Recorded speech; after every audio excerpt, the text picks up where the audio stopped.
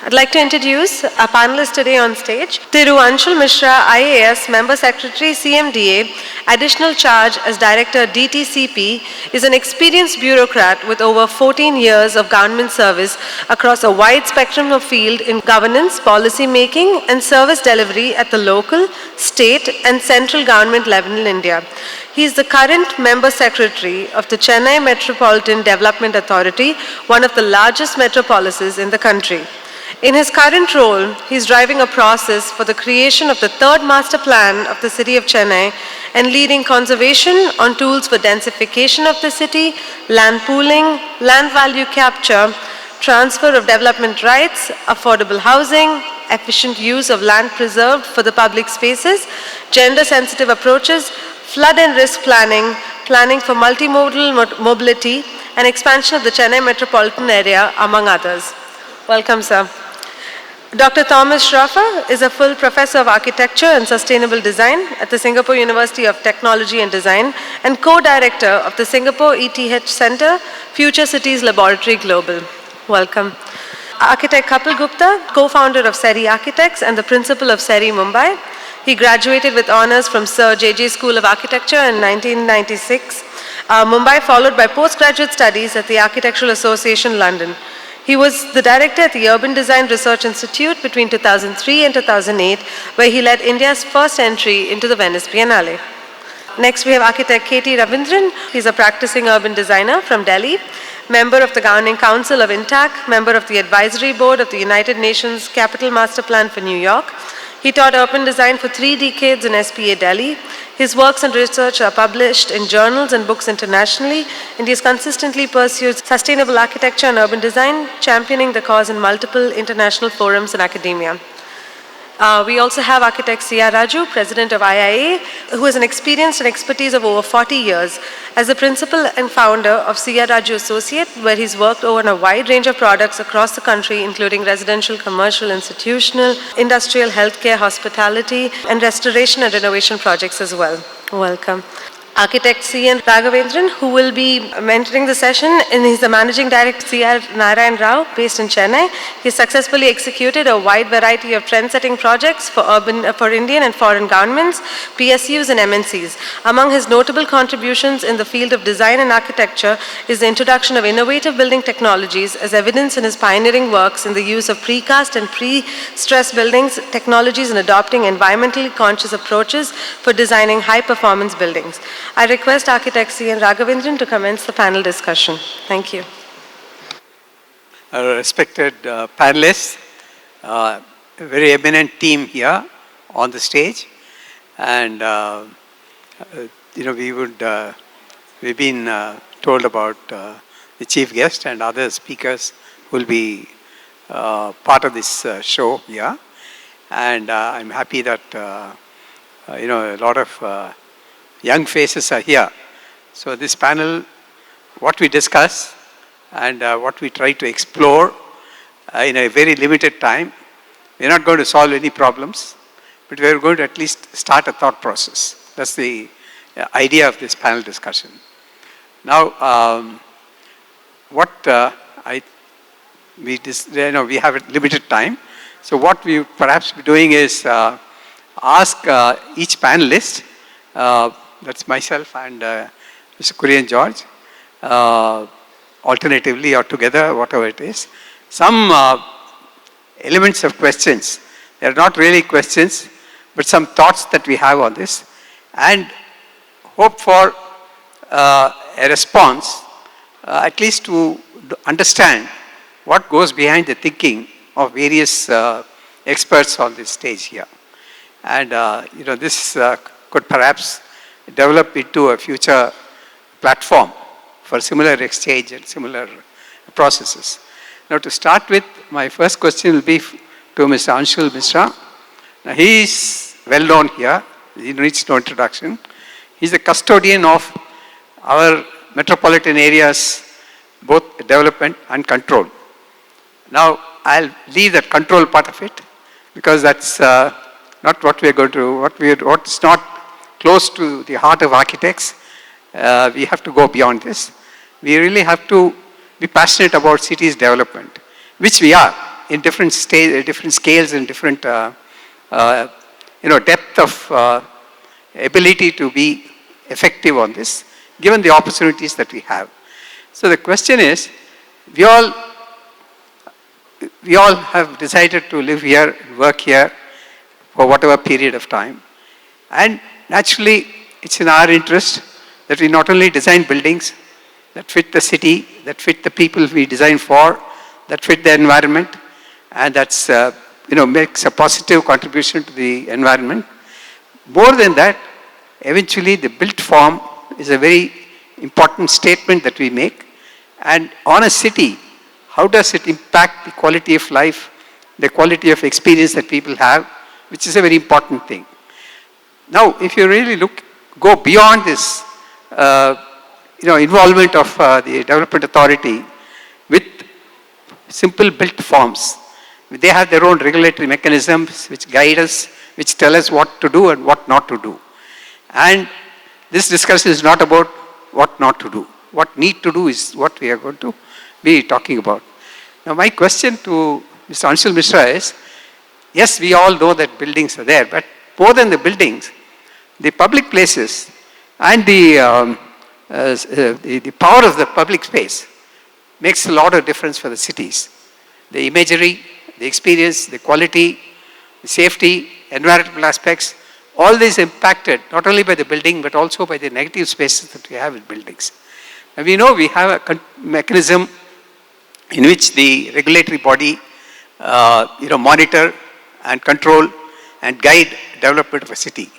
But unless we also deal parallelly with the public open spaces and the space that fills between the buildings, it could be road, it could be parks, it could be transport corridors, it could be whatever it is.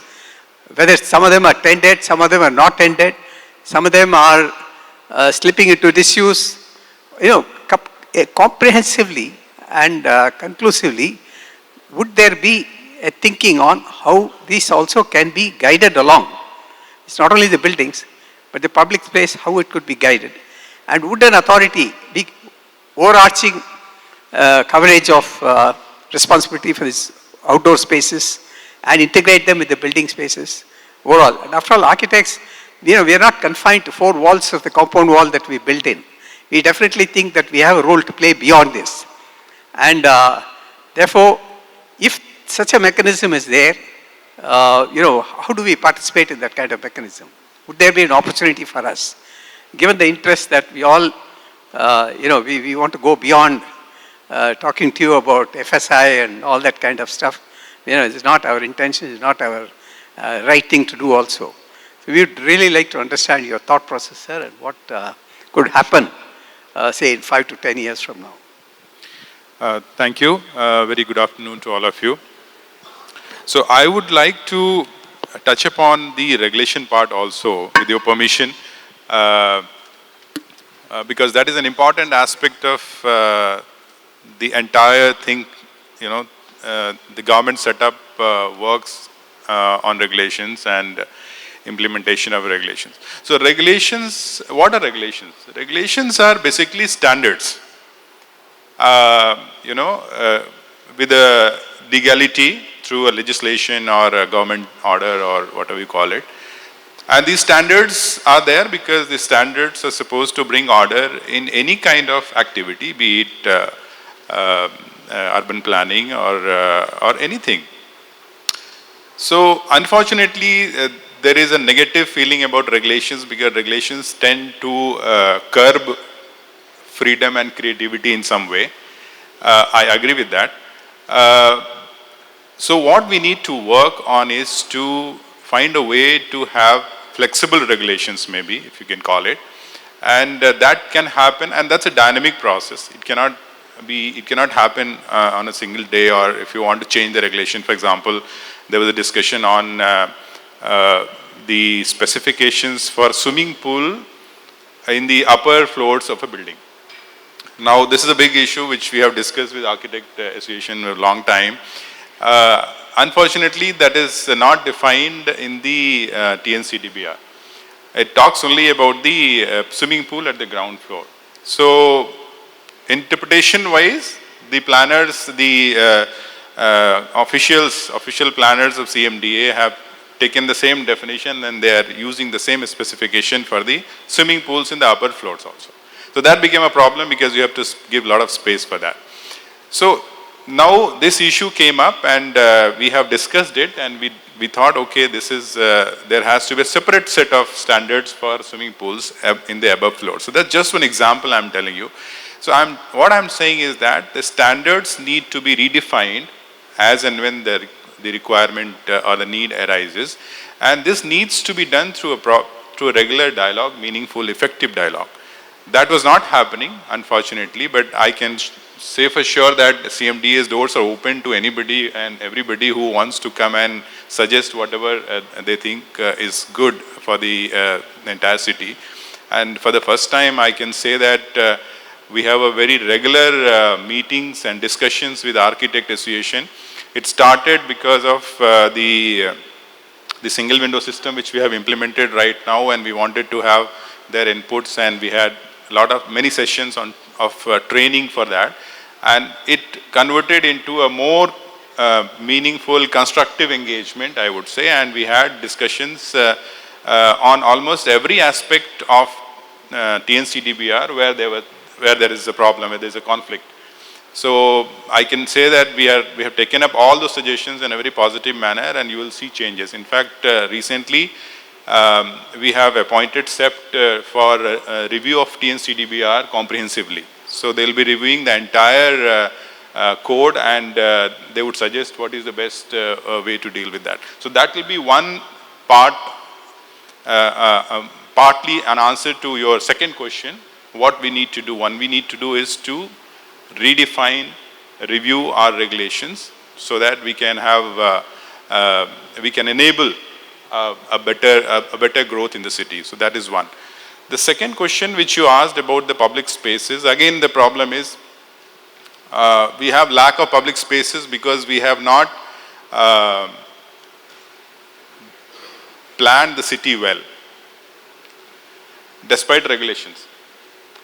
So there was something is lacking. So we need to find out what is lacking, and one of the important things which I always say, I don't know how many of you will understand that, is because we have not used FSI as a tool for a compact city.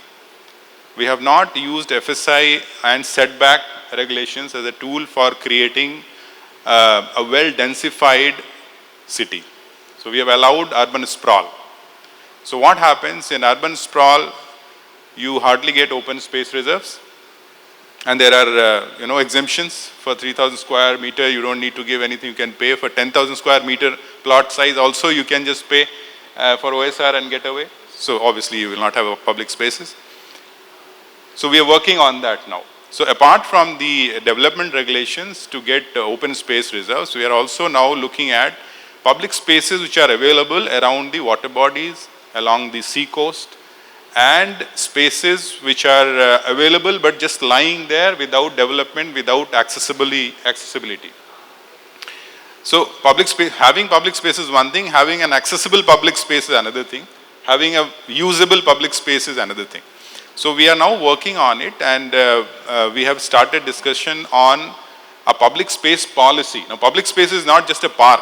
Public space could be anything which is lying in between the build-up area. That's what you're saying, negative spaces. These could be converted into positive spaces. And even a road is a public space. How to design it is a problem. There are no standards as of now in Chennai. And that's where urban design comes in picture. And I'm sure once we develop the standards for maintaining, managing these spaces, you'll have a much better city with good quality of life. That is a very limited answer to that. We can discuss more on that. Thank you.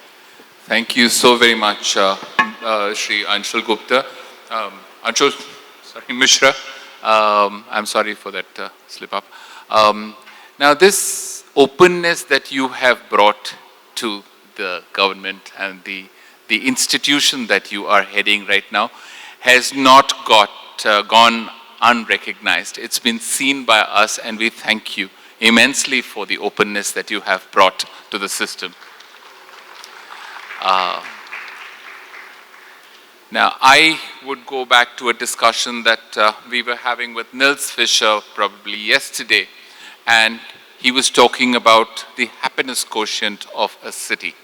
And it's amazing that I'm getting to hear from Shri Anshul Mishra parts of conversation that we have already been discussing in terms of designing roads, talking about the interstitial spaces, commuting them into positive urban spaces, creating openness wherever possible so that your inhabitants of the city would sort of be able to permeate rather than be restricted by the compound wall which is presently insisted upon regardless of the kind of development. Now, Nils was talking about green spaces. He was talking about the happiness quotient from his slides. Now, Nils, can you expand on this so that we can all hear it once?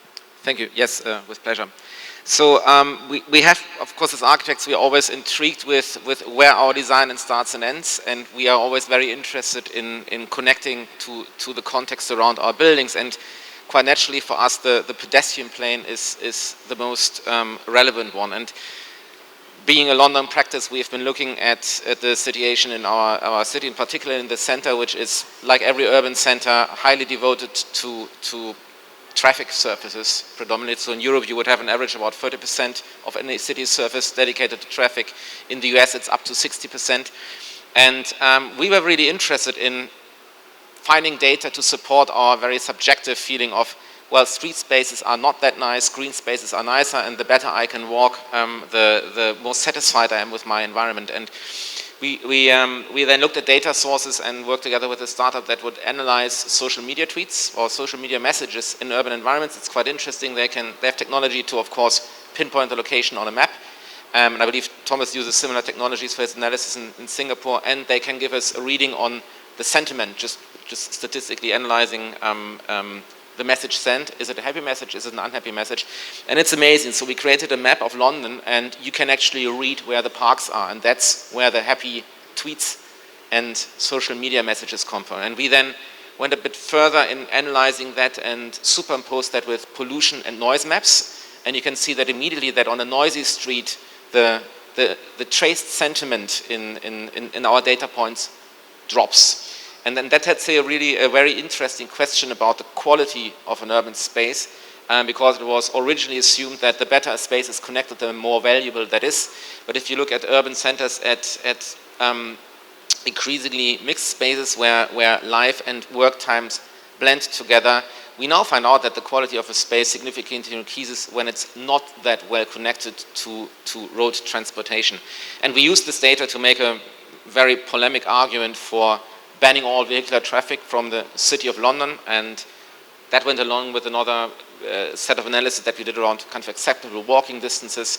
And essentially we found that anything that you can walk within half an hour is kind of acceptable if the urban environment allows for that. And that, of course, is in big contradiction to all sets of rules that exist in approving authorities how to design a city. So this is really was a polemic designed at starting exactly that conversation. How can we inform our rule with new insights that we get? And it's not happening overnight, but we see a lot of interest in this research.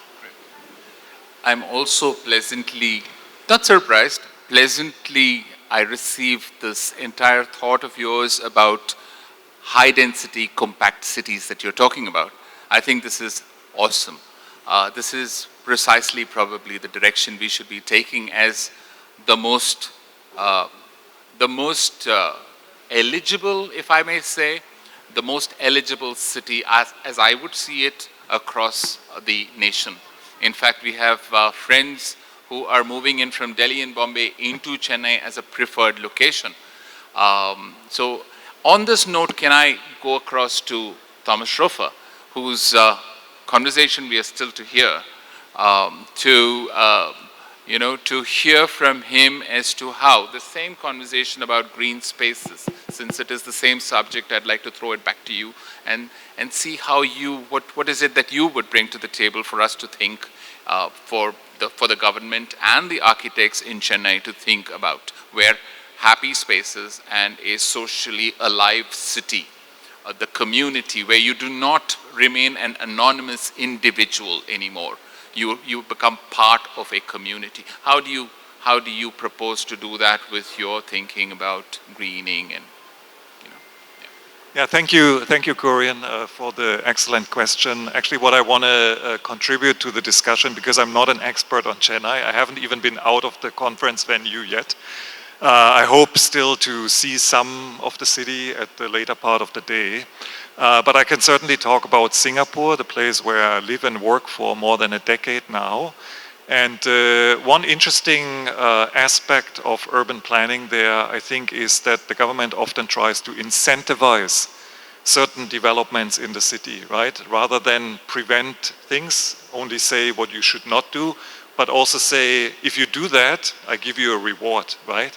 And I want to give one example in this context, which is essentially the introduction of green spaces on multiple levels of the city. As you know, probably Singapore is a very high-rise driven city. Many developments essentially extend the urban realm into the third dimension. So you find sky bridges, you find roof gardens, many things in 3 dimensions there. And one policy that the Urban Redevelopment Authority there introduced is that if you provide such spaces as a developer, they do not count into the GFA of the building. So in other words, you can build a more attractive building, probably a building that generates more revenue. But at the same time, there's a positive effect, right, for the city. So the city as a whole becomes more green, more lush. You have these public and common spaces on multiple levels. So I think as a strategy to incentivize, this is a key component in the planning policies of Singapore. So I just want to throw this out as a possibility here to think about urban development that way. Thank you so much. Sir, would you like to? Okay. We can switch over to it. Okay. We'll now switch over to Professor K.T. Ravindran. Here again, he needs no introduction. He's a very, very eminent urban planner, and he's one of the first few architects who are occupied the position of chairman of a Delhi Urban Arts Commission. So he's been a designer, he's been a teacher, he's been a thinker, he's also been a regulator. Regulator in the sense, not confrontational, but guide the designers, collaborate with them, so that, what the Urban Arts Commission does is, it hears, according to him, just the conversation we had a little while ago, it hears a possibility of bringing sensitivities into the regulatory mechanism. Sensitivities of the architect and the project, and the purpose for which it's being built. So he's an extremely well articulate, highly articulate person, and I'd like to ask him, what we now see is, layers of cities that are happening. We all start with cities which are 500, 600, 800 years old. And Delhi instance, for instance, and his exposure to Delhi has been very, very intense and very involved. Therefore, my question to you is, when you have layers of development of a city happening like this, and some of them erase the previous layers, the new layer erases the previous layer. Now, no doubt, every layer has a right to be there, and people look forward to it, and the cities are known for such things. Now, what mechanism could be there? Because you've been part of this Urban Arts Commission, you've been in fact guiding them. How do you integrate different layers so that they coexist, they enhance each other, and they at the same time create a very dynamic and a very interesting place to be living in. Not only for people who live in, but also for tourists. Because if you go to a very, very historic city, which is also a contemporary city, you expect a lot of diversity. Now, how do you mingle all this diversity and not one stepping on the other? So, can we have some thoughts from you on this? Thank you, Mr. Raghavendran. Actually, you asked me a lot of questions as one question, but I'll try and answer some of them. Yeah, certainly, it's a complex question, so I'll answer some of them. I think to begin with, we should look at how the discussion that we are having today will be directly usable by Mr. Mishra as the person who is turning the wheels of action. Yeah? We are all spokes of that wheel in which the action takes place. So I think the primary thing in my view is to actually shift our gaze from buildings and skyline to the floor of the city. The floor of the city is under the direct management of the municipality. And if you can look at the floor of the city, improve the walkability of cities, improve, interface between pedestrians and metro system, pedestrians and bus stops, and from then on bus stops to the neighborhood and so on. If you can look at just the floor of the city and improve the floor of the city, I think a lot of the issues can be resolved. Because that floor which looks so innocent as a place only for walking also carries all the municipal services. So if one is able to manage the floor of the city, one is able to manage the primary open space in India, which is the street. The street is people's primary open space. So I would suggest that the first shift that could be made is shifting the gaze from the skyline of the buildings to the floor of the city. Okay? It's a tall order, but I won't go into details of it. But towards that, I think there also needs to be some kind of administrative mechanism to be created, because the current hierarchy of administrative network, including town planning as a department, is actually not sufficiently flexible to deal with this lived experience of the city. So we need to create a cadre of people who can deal with this interface between human experience and city infrastructure. Yeah? So towards that, I would suggest a creation of an urban design wing in the municipality. Create a cadre to hire urban designers.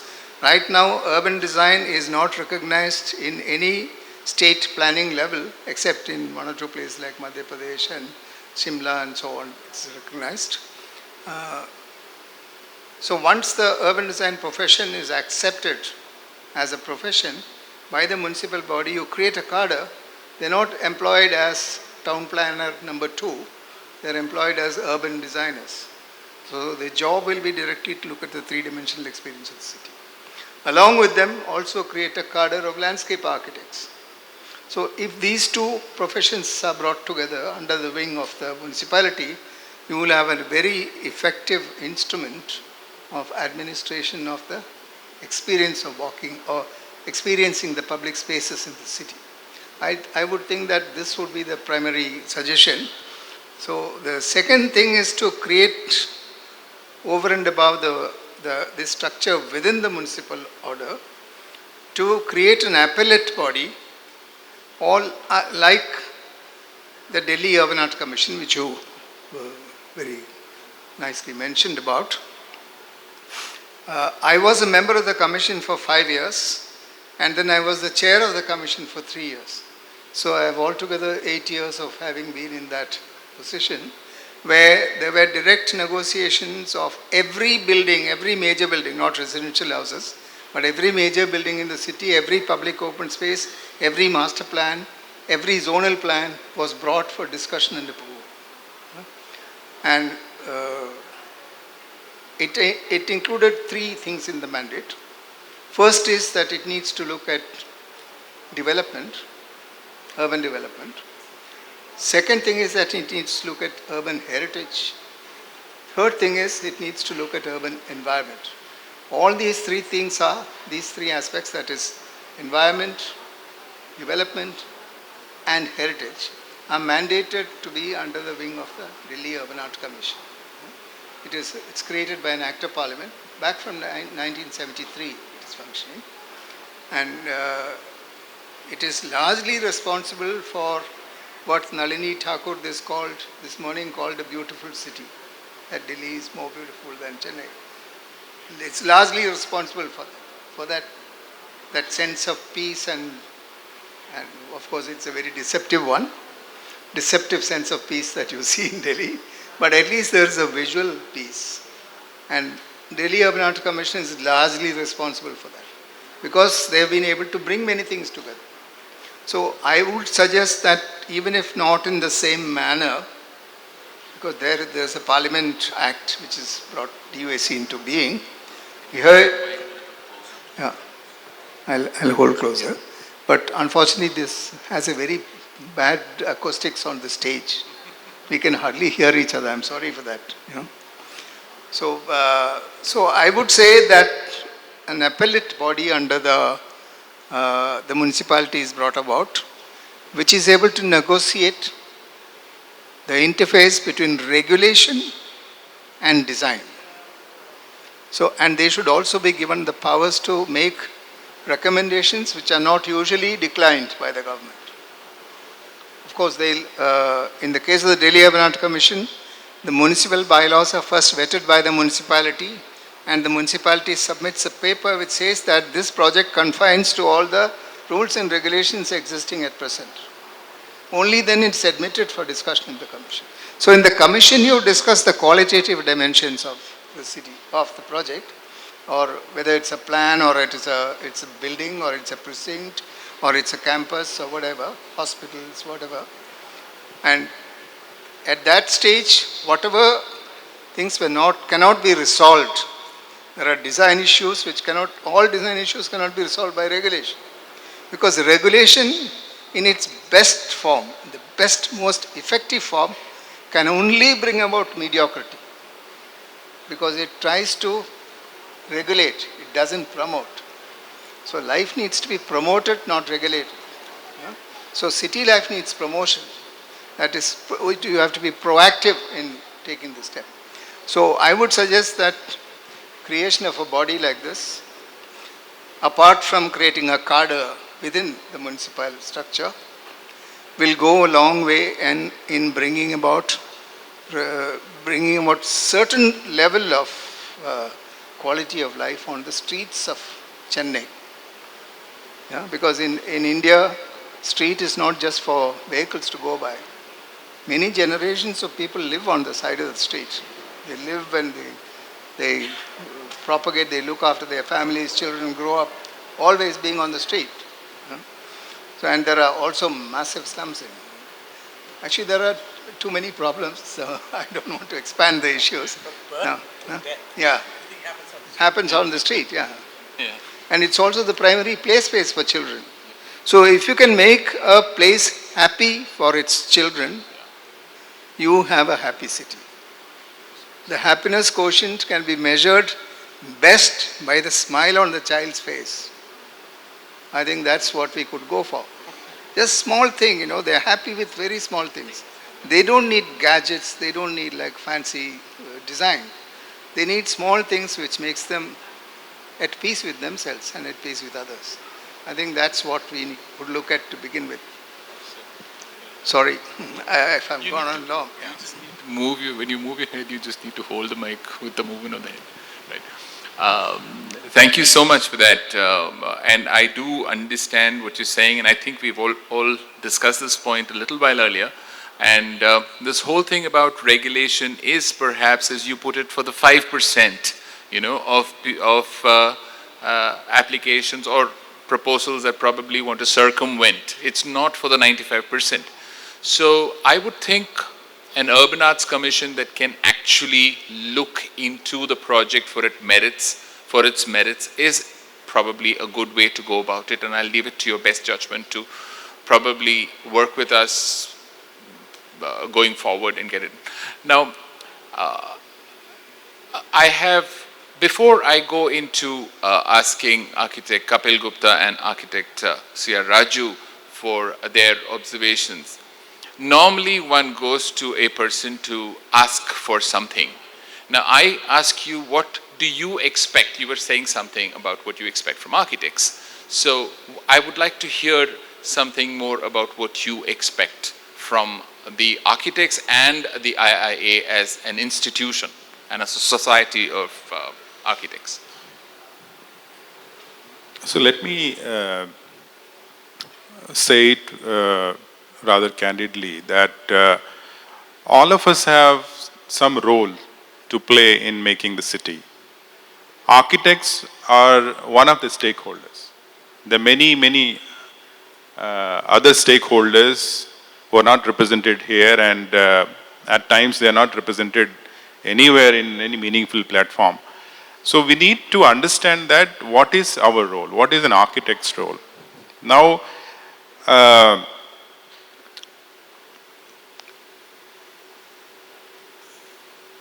maybe design point of view, right? Design is, as I understand as a layman, I would say is aesthetics and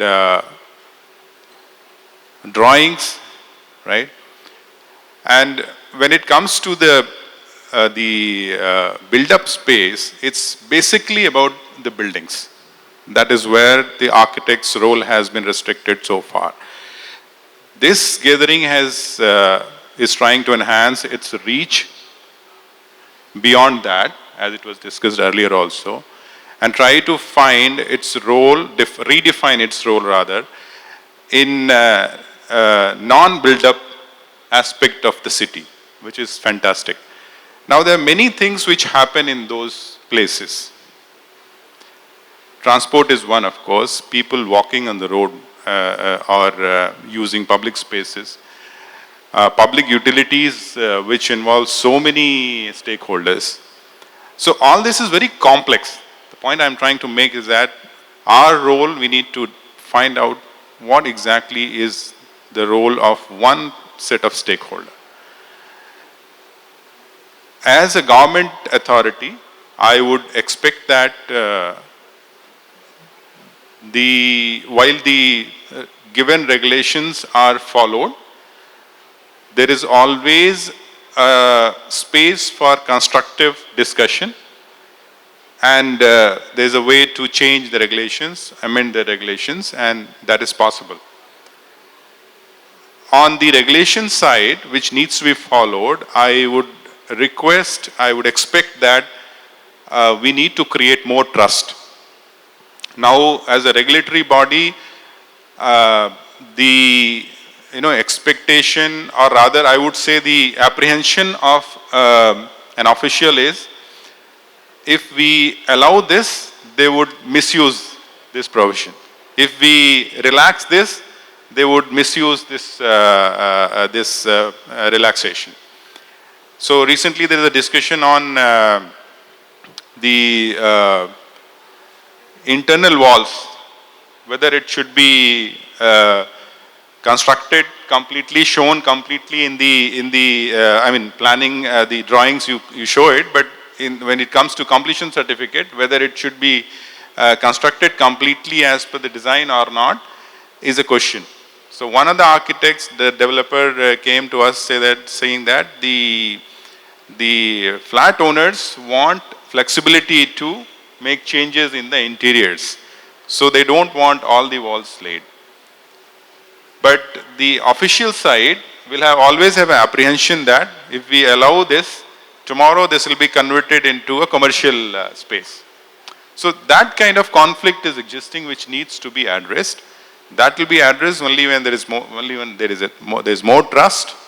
So we are moving towards more reform-oriented regulations where we trust and then we verify after the permissions are given, after the construction starts happening. And that could be a better way to deal with this so-called regulatory regime, which is focusing more regulation, more on what not to do, right? So that is definitely one expectation from the officials, I would say. And second is that I would like architects and architect association to understand that design is not a sacrosanct thing. It is not the ultimate objective. It should not be at the focus. What should be at the focus? I think people should be at the focus. Now people, what are people? People are not the middle class. It could be a poor person, it could be a very rich person, it could be a middle class. So various, kind of people exist in the city. How to include them in your design is the challenge. Children, for example, one section of people, or whatever you call it, children section of, one section. Now how a child will go to a park which is not even 200 meters away from his place, how the park is accessible to him or her is a question which we need to address by design. We construct a building, there is a road, and we don't take into account how the child will reach to the park. And what happens because of the heavy traffic and inaccessibility, even if park exists, the child is not able to go there.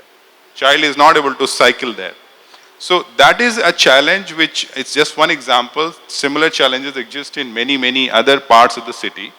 And we need to address that through design. So when you enhance or expand your scope of role defining, or you want to adopt new roles, the architects have to understand, so go beyond the building and see how they can make the city more accessible, keeping people in focus, and try to engage with other important stakeholders. The last point here I want to say is that the city has a pattern of growth or development, whatever you call it. So architects also need to understand the pattern. What pattern, and now how the pattern takes place, how the pattern happens, the spatial pattern basically.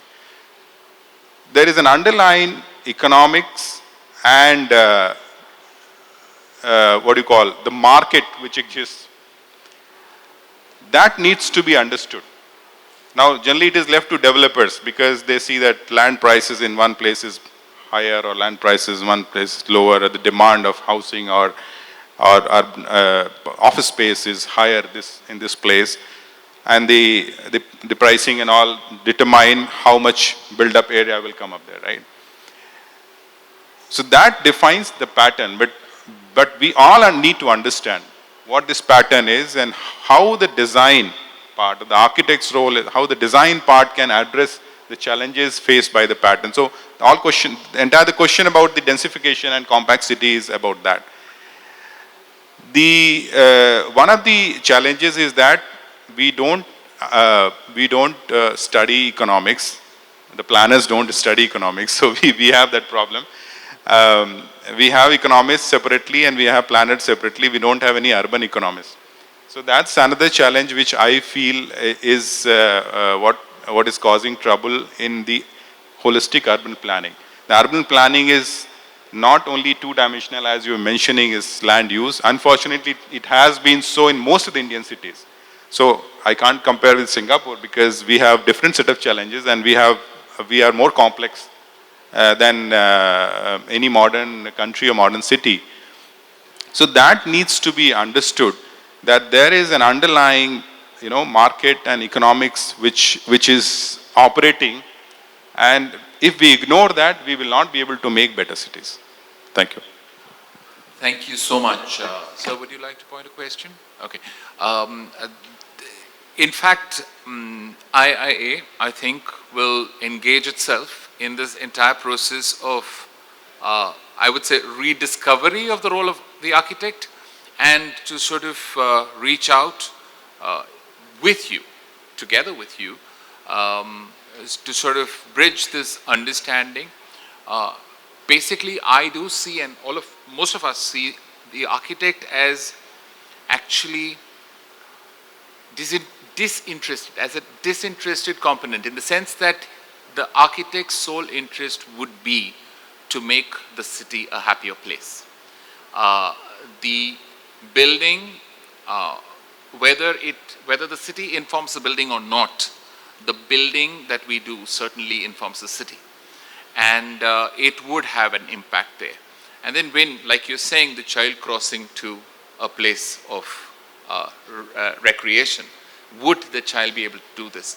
I mean, these are movement analysis which are part and parcel of the design process.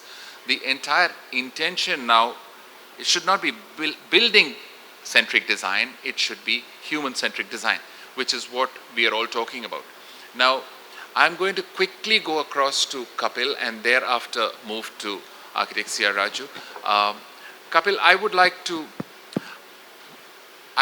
to understand, like for example, you've heard Nils and Thomas talk about possibilities rather than restrictions. Yes, we are not talking about FSI, we are not talking about restrictions of FSI or how much you can build. We're talking about how you build, yes?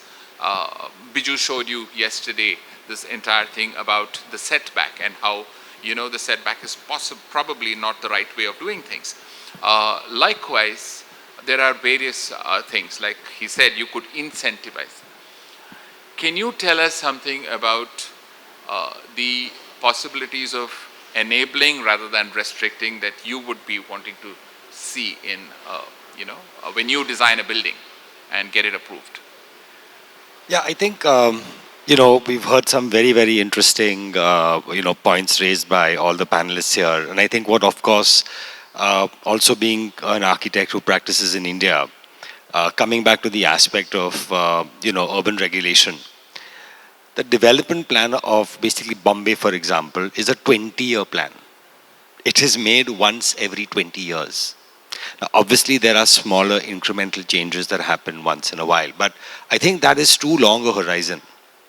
Planning and design has to be something that is far more dynamic, because our cities change exponentially in 20 years.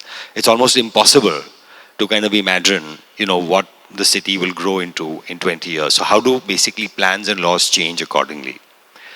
This immediately will then call for a far more engaged a method of interacting with a government, with stakeholders, and it is only through this intensification that you can have a far more nuanced understanding of what the city needs at a given point in time. That then, kind of points to, the idea that how do regulations, rather than being blanket regulations, how could they be more nuanced at a far smaller scale? Because you're always looking at the urban plan at 1:10,000, 1:5,000, and how do you begin to zoom in and still have the ability to regulate at a much finer level? So say, for example, exactly coming back to this issue of basically setback, right? What is a setback, right? You talk to an actual planner, they will say the role of the setback, one is to maybe regulate your transportation corridors for future expansion.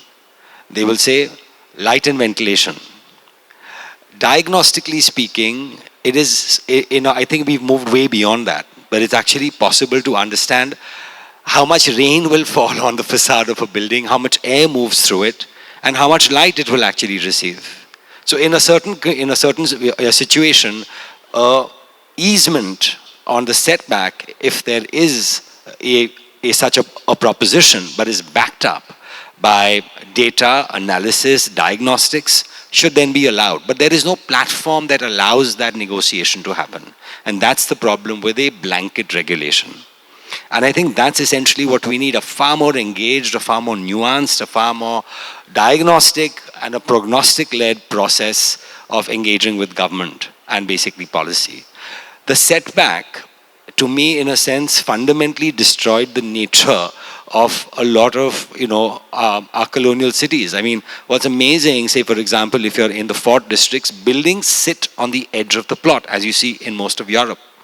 Now, the moment you have that, the opportunity for the ground floor, as we were talking about, the floor of the city, is charged with, retail or F&B, or other such or other such program that allow life to unfold on the street. But the compound wall fundamentally is what breaks that. Now, I'm not saying that you do that everywhere, but could there be a more nuanced understanding that maybe, buildings that are built in your CBD or areas where you expect to have more basically public space, you begin to allow the setback to be eased and buildings to move forward to allow that kind of engagement, which would dramatically change the nature of urban life. So I think it's exactly that how can it be more nuanced? But that basically means that we need to create more platforms where we can have these kind of engagements. Two, we need to have a much larger range of expertise available to us. I mean, for example, the mayor of London, he basically sits on, the office is in this beautiful egg, which is on the river. But he's at the top. But under him, not only are there urban planners and architects, but there are sociologists, there are historians, there are, psychologists, there are people who are looking at all of the various components of what constitute vibrant urban life, right? And I think often those or that kind of expertise can almost be internalized within a kind of envisioning process, right? And can hence make, I think, the urban plan far more nuanced and far more participatory. I think this is awesome. I'm so happy that Mr. Anshul Mishra, agreed to join us today. I'm sure you're listening to something. Is it interesting what you're listening to over here? I'm so happy. You're actually happy that you're here today. Yeah. And On the compound wall syndrome, I would say. Unfortunately, this is more of a mindset issue, behavioral issue. And it is not easy to get rid of compound walls in the country. In this country, I would say, the city also. But I think we need to work on that. And that is one negative space, a large chunk of private space which lies unused because of compound wall syndrome, I would say. So that we need to work on. And maybe when we go for land use classification, mixed zone areas, we can actually get rid of compound wall in Master Plan 3, I would say. So we can work on that. I think that's a very important thing. This 20-year plan that you're talking about, it was okay at one point in time. It was okay at one point in time when the shifts in paradigm were not so quick. But today, the shifts in paradigm are so quick, there's little time to recover from one shift where you've already gone into the next. I think that is where this constant engagement is going to be useful. And again, based on this technological data that you're talking about, if this platform that Professor Ravindran is also talking about, the Urban Arts Commission, can be sort of brought in, which relies on data rather than the smile on a face, the tweets that, because everybody's got a phone these days and everybody's hitting the, the WhatsApp and the tweet. You can analyze this data. So if this data and technology is sort of going to be used by the city, then it would sort of go towards a definitive sort of solution. Can I ask Nils to sort of add to this compound wall thing? First of all, an observation. I understand, not knowing much about Chennai in particular, but I understand that there's a seeming divide between architecture ends at the setback line, and that's when planning starts. And I'm very much with architect Ravindran's observations on urban design being the bridge to fill that gap. So I think architecture can do way more beyond the building in context of the city. And if you look at old historic cities, you find cities that are grown together into what would be a mega building, and it stands, it works well.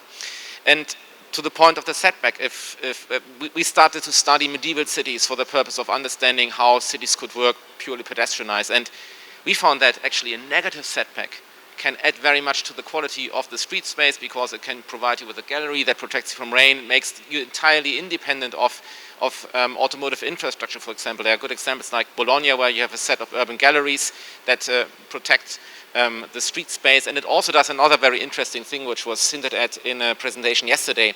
It blurs the boundary between private and public, right? Because the urban ground space, that is essentially where society takes place. That's where people mingle.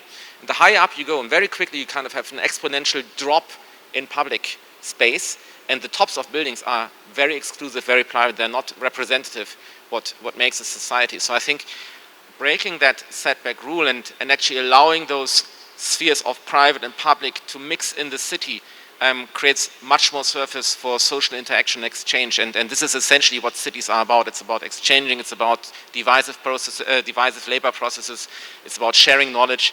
And I think these kind of very strict views on how zones are created are getting in the way of making our cities more productive and more livable. I don't think we are. This idea is not foreign to us, because we have the streets of Kulaba, for example, the streets of Connaught Place, for example, the streets of Jaipur, for example. I mean, these are already shaded streets. We have living examples of shaded streets in our world, in our country. And I think, yes, in fact, even in Chennai, you have, at Spencer Plaza, just opposite Spencer Plaza, I'm sorry, sometimes names of buildings elude me. They suddenly go out of memory. You have a building which has a walkway right under. Your shop is starting after the walkway. So these are sort of places where you have an entire walkable city. The thing that we were talking about, getting rid of vehicles, probably making a walkable city. So this is a fantastic thing. Now, in the process, see, I've had several discussions with architect C.R. Raju about the process of, this negotiation is one process. The Urban Arts Commission is a negotiator, but then the process of going with your designs and ideas, which are should be obviously human-centric, going with these ideas to a person who is going to give you an approval to build a particular building in a particular way. Architect C.R. Raju, I'm not going to frame the question for you because you know the question. I would like you to tell me about what you think is an appropriate process for doing this application. Thank you, Kurian. I think principally we have planning authorities and we have local bodies who are regulating building activity. I think this distinction is very clear. Even in the state of Tamil Nadu, we have planning authorities across various, just like we have a Chennai Metropolitan Development Authority, we have local planning authorities in various districts. And we have the local bodies who are in charge of giving building permissions. And the planning authorities give planning permission. Now, going a little back, the town planning and the planning authorities of any state, for that matter, have a very large program to follow. That means they have a very ambitious task before them. The planning of the whole area under which they are supposed to work on. But if you see our town planning departments in the maybe 2-3 decades ago or 4 decades ago, I would say that they were more active at that particular point in planning. When privatization came in and globalization came into the picture, more private people came into the fore, and many development, of areas started being done by private people. Some of them with approval, most of them without approval. And this has been going on in front of the eyes of the government. But lately, I think the government has realized that there has to be a stop to all this. And then now a time has come when bodies like the Metropolitan Development Authority have the resources and the vision, as was discussed earlier, that they have a roadmap for enabling the development, future development, how the development has to take place, taking into consideration the various stakeholders, ultimately the people for whom the cities are or maybe the areas are developed. I think that should be the thing. And how to strengthen these bodies is the government's prerogative. And how to delegate the process of overseeing buildings or approvals and things like that to local bodies. Planning permission, of course, is with the planning bodies. Now, after this online system has been introduced throughout the country, there has been a change. People are able to, upload the finalized plans onto the system, get the remarks, get them approved. Once it is approved online, then you upload all the certifications, no objection certificates, all those, whatever papers are required. When everything has been met, what is the next stage? The next stage is generation of what is the development charges to be paid or infrastructure charges to be paid. And once you get that, suppose you make an online payment, your plan is approved and you can download the plan. It's a seamless process. Our member secretary was talking about the trust. It's very important that as architects we have to build trust in the authorities and also be very clear with our clients and not fall a prey to whatever they want us to do. So it is a great responsibility and trust which we have to exhibit. And once we do that, the authorities are convinced, then this can happen seamlessly. After the construction starts, the regulatory body, either local body or the planning authority, can inspect at a particular stage, one or two stage, whichever stage is specified, and see whether the construction being done is in order according to the approved plan. If it is not, then you can take action against the applicant or the architect or whoever is responsible for it. So, this trust has to be built. Not only built, it has to be shown to be built and it has to be executed willingly by all concerned. My feeling is that if the online process gives us the flexibility to download the plans without any human interface, and the architect takes the full responsibility of the document submitted, because you have a legal opinion, you have a survey plan, you have NOC from fire, you have all sorts of certifications, and you are convinced that everything is fine. An assurance to the planning authorities that yes, we will follow what is right and work along with the government and see that the entire process becomes very friendly to everybody without causing any hitches. And I also appreciate, there are so many thoughts which have come about, not only about the architecture, about buildings, about urban design, connectivity between spaces, transportation. There are so many things, so many aspects which are there. I think the government has a larger role in these things for enabling institutions like our Professor Ravindran was saying about Urban Arts Commission and many such organizations which can enable a thought process, a positive thinking in developing the areas where people can really, be happy about living, working, recreation, whatever, education, all the activities. So I think we can definitely look at a very positive response from our member secretary, who is very dynamic. In fact, I can understand how openly he has started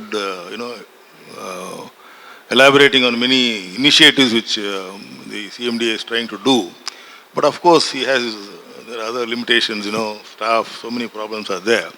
But I think we'll all try to come out of all this and then see that how we can work together and make this entire process of approval verification and complete built the entire policy more seamless and happy experience for all of us. Thank you. Thank you so much, Architect Raju. You wanted to add a small point. Yeah, I just wanted to add a small point.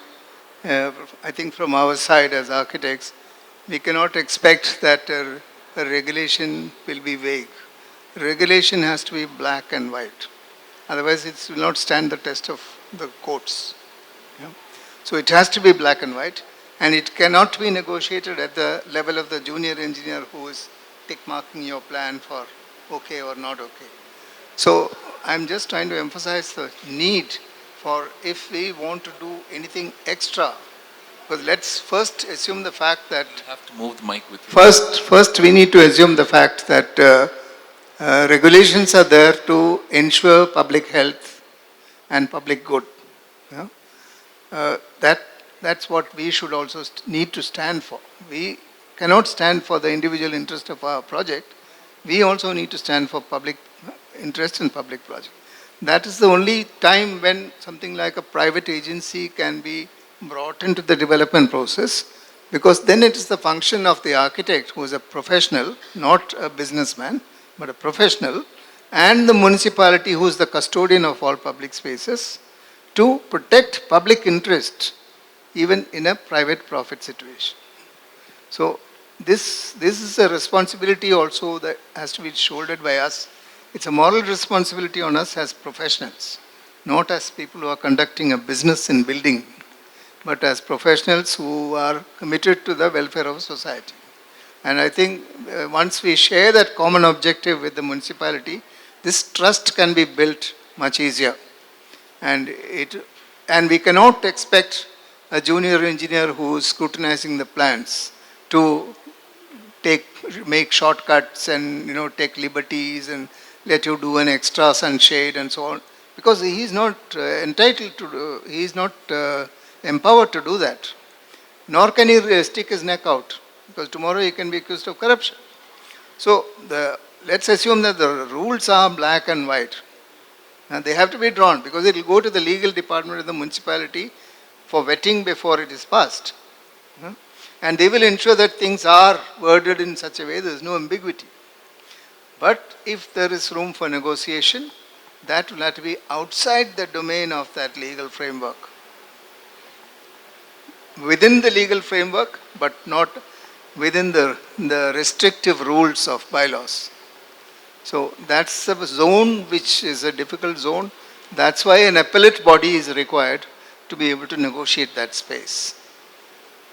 Even if a thing like compound wall, for instance, comes, the government can easily mandate, or if there is an art commission, it can mandate that the compound wall has to be transparent, not fully built up. It will have to be with, using either steel rods or something, so that it is transparent. There's a visibility. Your eye is able to extend into the private property. And vice versa. The public domain is visible from the private property. So that can very easily be negotiated by a commission. Because the compound wall is actually not just a compound wall. It's also the property line of the owner. It's a very tricky subject for them. So that will have to be mandated in such a way that the legal framework of the property line is maintained, but the compound wall is transparent for better interaction between the private and the public domains in the city. Thank you so much. Thank you. Thank you so much. Can you hear me? Sorry. So your last conversation, and you want to say something? Okay, I just wanted to add one more. Our member secretary was mentioning about a change of use in certain buildings and during the process of construction. And see, we have seen many large developments which are earlier, 30, 40 years earlier. They're all mostly residential, even 100 feet roads, 80 feet roads and all that. Today, every area has become a mixed use area. See, I think there has to be, in Maharashtra, I think there is a fast track for large multi-use self-contained small townships. They have a limit of 100 acres or 50 acres or whatever. And then they have, apart from housing, they have workplaces, they have hospital, they have school, many things which walk to work, that kind of a concept. And many such projects are being planned. So I think the government also has to think of allowing this kind of mixed-use development exclusively in larger developments, and so that every area will have self-contained facilities. Thank you.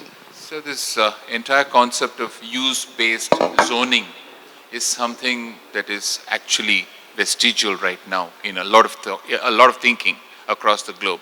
I would think that once we start engaging with Mr. Mishra, I think we will have more to discuss on the table about, in fact, probably even discussing changing this use-based zoning of the city. So, your last conversation. Perhaps the last question. Your last question and your last conversation with Mr. Anshul Mishra, and thereafter conclusions. Respected guest, just going beyond what we've been discussing, there's one factor that's globally impacting all of us is the climate change. And there have been different responses from different set of people and different professions and so on. Now, for instance, in the matter of design of buildings and design of environment, there has been a shift in terms of, being dependent on less of fuel and fossil fuel and less of emissions and less of water consumption and so on. There's been a very remarkable shift in terms of how buildings are built today, in terms of performance, in terms of how they eventually do what they're expected to do, but with less of inputs going in there. Now, eventually, will a time come when this law will get built into the regulatory body itself, so that you promote this concept of buildings that are sustainable, promote concept of being sustainable, and also encourage them in whatever way that can be there. Would there be a thinking on that? No, I completely agree with you, and we all are aware about this challenge. Especially cities like Chennai, coastal cities are definitely more vulnerable to climate change, and we have extreme weather conditions which we have witnessed over the last few years, and 2015 floods, etc. So the challenge is how to make a climate resilient city, and how to design our buildings to help in mitigate the climate effects as we see everywhere in the world. So just to inform you that we have issued guidelines for energy efficient buildings recently, and that has been on experimental basis made applicable to Tamilnadu Housing Board and Tamilnadu Urban Habitat Development Board. So they are trying to find ways to incorporate those provisions in the building construction. Unfortunately, the technologies are still in the initial stage of development and all that. So that will take a little more time. More than that, there's another issue of how to monitor.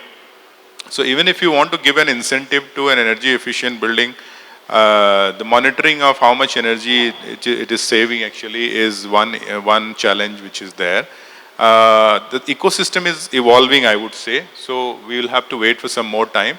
But yes, that is definitely there on our mind, and we are going to promote it for sure. Thank you. Thank you so much, all of you, for having spent so much of time with us.